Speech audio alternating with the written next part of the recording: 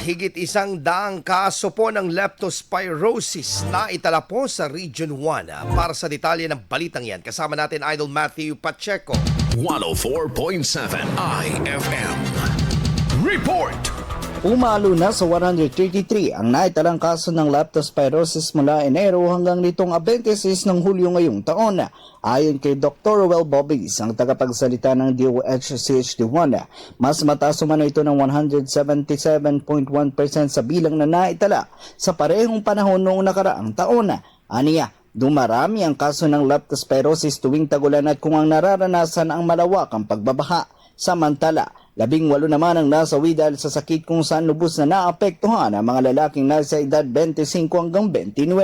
Sa loob naman ng isang linggo noong 20 at 26 ng Hulyo taong 2025, 25 naitalang kaso nito. Posibleng dahil sa mga nagdaang sama ng panahon. Kaya naman, lubos ang pagpapaalala ng health authority sa pag-iingat at pag-iwas sa sakit.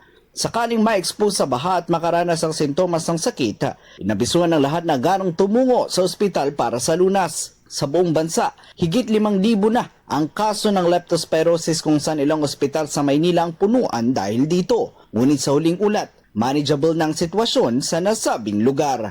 Kasama mo mula rito sa IFM Dagupan, ito si Idol Matthew Pacheco. Tatak IFM.